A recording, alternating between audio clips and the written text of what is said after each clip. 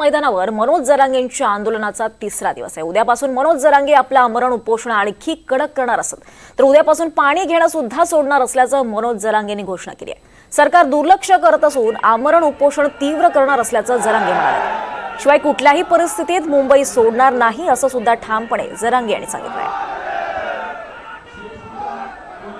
तर हे आंदोलन आणखी तीव्र करणार असल्याचं मनोज जरांगेंनी म्हटलेलं आहे। मनोज जरांगेंच्या आंदोलनाचा आजचा तिसरा दिवस आहे। उद्यापासून मनोज जरांगे आपलं आमरण उपोषण आणखी कडक करणार आहेत। उद्यापासून पाणी घेणं सुद्धा सोडणार असल्याचं मनोज जरांगेंनी घोषणा केलेली आहे। त्याचबरोबर सरकार दुर्लक्ष करत आहे, त्यामुळे आपण आमरण उपोषण आणखी तीव्र करणार असल्याचं मनोज जरांगेंनी म्हटलेलं आहे।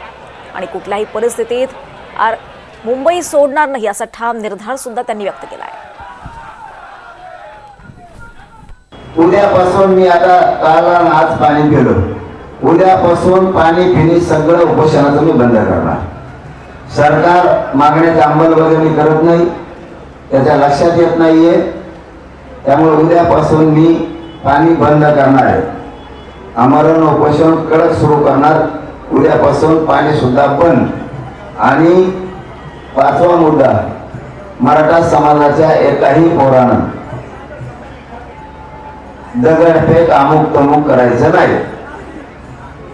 समाजाला खाली मान घालावं लागेल असं एकही पाऊल कोणी उचलायचं नाही। सगळ्यांनी शांत राहायचं। त्यांना किती आपल्यावर अन्याय करू द्या, अत्याचार करू द्या, मला तुमच्याकडून शांतता पाहिजे।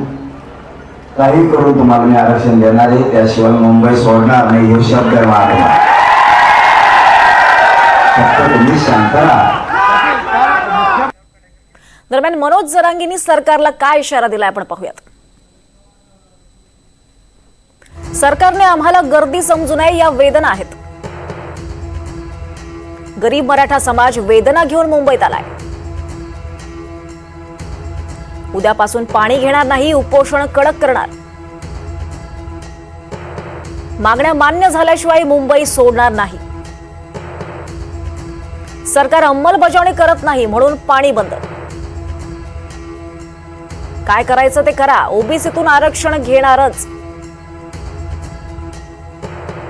असं जरांगेंनी सरकारला ठणकावलंय। तर जरांगेंनी मराठा आंदोलकांसाठी सुद्धा काही सूचना केल्यात। काय नेमक्या त्या पाहूयात।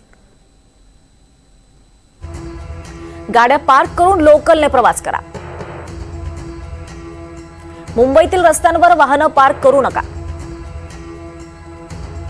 पार्किंगसाठी काही मैदान राखीव आहेत। ट्रक भरून अन्न थेट आझाद मैदानात आणू नका। अन्नछत्राच्या नावाखाली कुणी पैसे कमवू नका।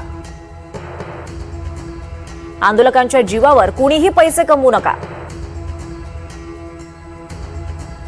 अशा काही सूचना सुद्धा जरांगेंनी आंदोलकांना केल्यात।